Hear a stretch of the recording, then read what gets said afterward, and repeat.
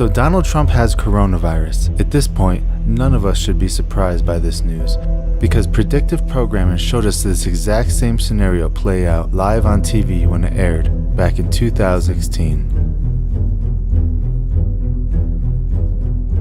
On March 1st, 2015, a brand new TV show aired on Fox entitled The Last Man on Earth.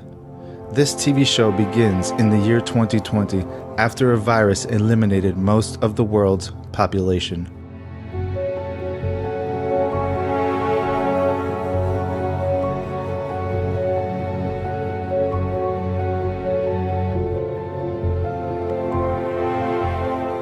In Season 2, it goes into a little backstory, showing us the gradual decline of America after the virus takes hold. The Federal Pandemic Agency has released new guidelines for combating the emerging viral outbreak. Then they start showing us exactly what we are seeing on the news today. Make sure to use plenty of hand sanitizer.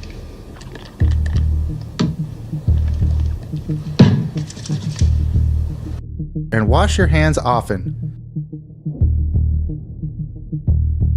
We see empty grocery store shelves.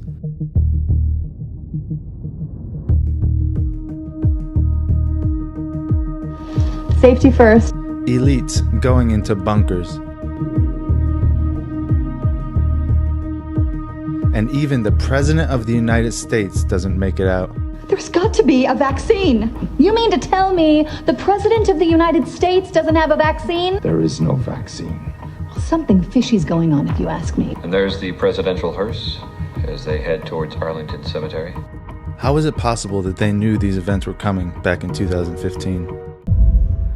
I've been seeing these signs for local governments, and they're representing the Republican or Democrat side of things, and it seems like it's a flawed system. We don't really have any other options, and you know how they say the two wings of one bird. I just don't feel like this is really the democracy that we think that we have. I think that I'm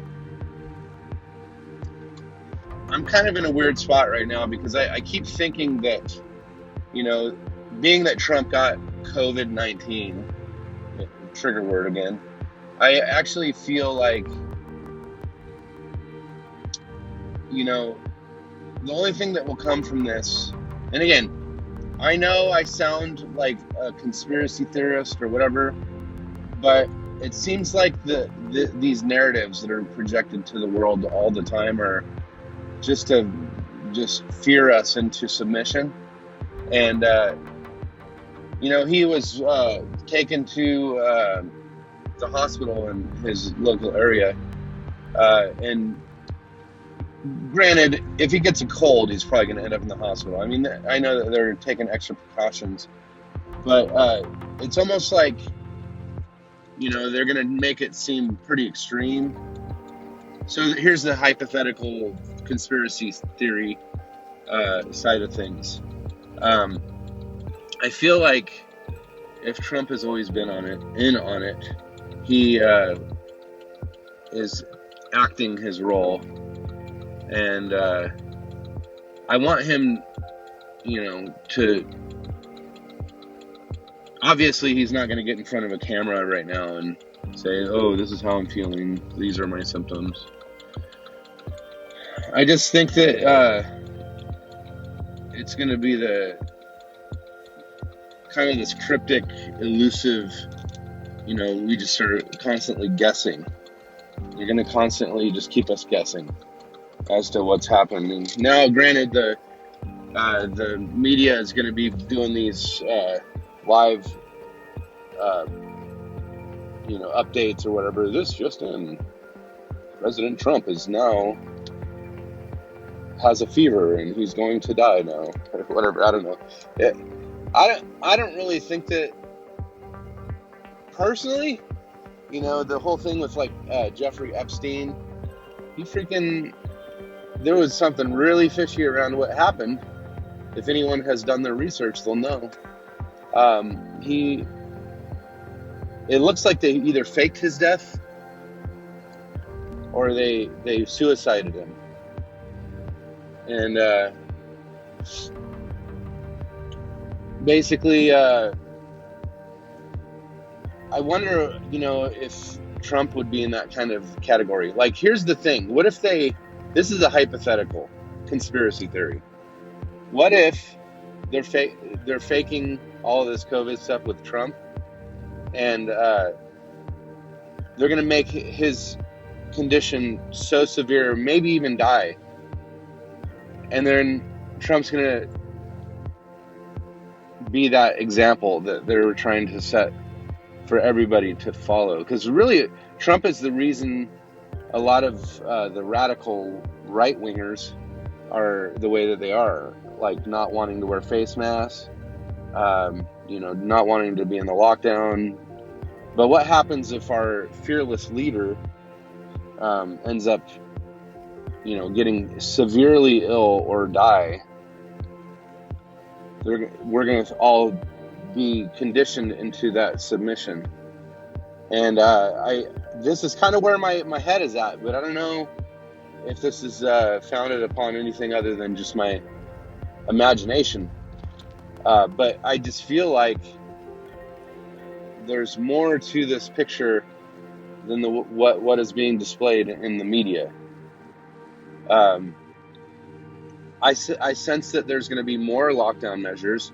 I sense that there's going to be a resurgence in the cases, not just the cases, but the deaths, and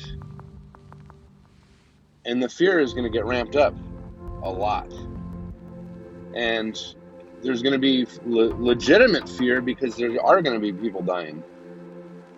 Now, does that mean that the COVID virus is not real? I think that there's something there, and I feel like it's hurting people and causing them to get sick. So, I don't want to get into the theory from Andrew Kaufman, but I feel like the way that our body responds to the environment could have something to do with what's happening around us. And the one thing I've kind of learned in my research is I feel like, nothing is as it seems. And I feel like it's obvious to me that,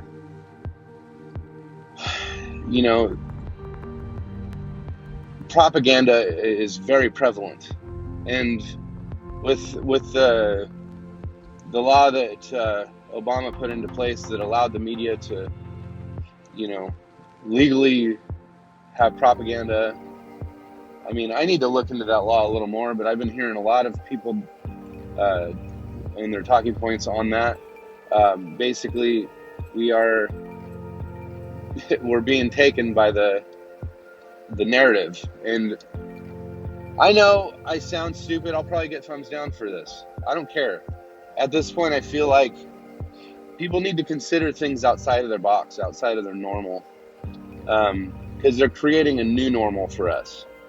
And the new normal is face masks or vaccine or freaking, the social credit system, the cryptocurrency body activity data, microchip or nano tattoo, all that freaking crap.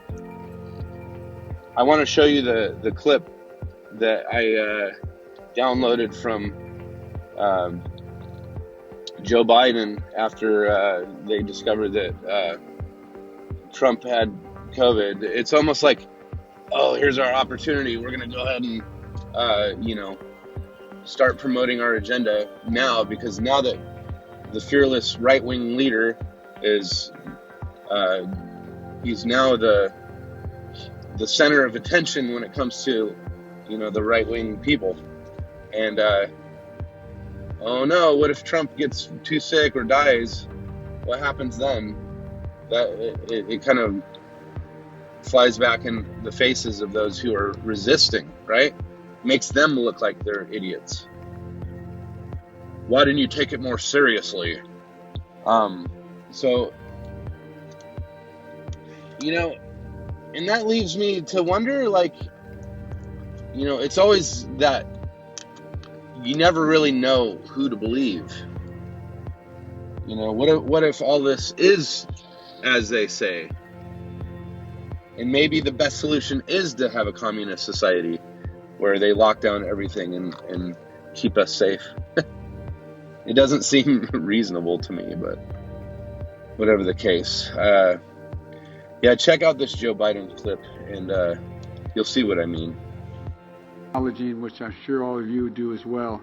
Sending my prayers for the health and safety of the First Lady and President of the United States after they tested positive for COVID-19. My wife Jill and I prayed that they'll make a quick and full recovery. This is not a matter of politics. It's a bracing reminder to all of us that we have to take this virus seriously. It's not going away automatically. We have to do our part to be responsible. It means following the science, listening to the experts, washing our hands, social distancing. It means wearing a mask in public, and it means encouraging others to do so as well. It means having masking mandates nationwide. The director of the CDC, the Center for Disease Control, Dr. Redfield said, and I quote, and he held up a mask, he said, "These face masks are the most important, powerful public health tool we have." Then he held the mask up again and said, "This face mask is more guaranteed to protect me against COVID than a vaccine," end of quote. Leading scientists from the University of Washington tell us that we can save more than 100,000 American lives in the next 100 days alone if everyone wore a mask in public. So let me repeat that because it's so important. We can save 100,000 lives in the next 100 days, according to the head of the CDC, if everyone wears a mask in public. So be patriotic. It's not about being a tough guy. It's about doing your part. Wearing a mask is not only going to protect you, but it also protects those around you. Your mom, your dad, your brother, your sister, husband, wife, neighbor, coworker. Don't just do it for yourself. Do it for the people you love, the people you work with. The seriousness of this virus also underscores that we need regular testing with results turned around rapidly and that's available to everyone. It's not just the folks in the White House or who travel with me that deserve regular testing. It's folks in the meatpacking and food processing plants, grocery store workers. Every single American deserves safety and peace of mind. And it means we need transparency. Those who test positive need to participate in contact tracing so that everyone who they may have exposed can get tested themselves. That's how you stop transmission for any epidemic. It's basic. We need to take the science of fighting this disease seriously if we're going to save lives. And above all, the news is a reminder that we as a nation need to do better in dealing with this pandemic.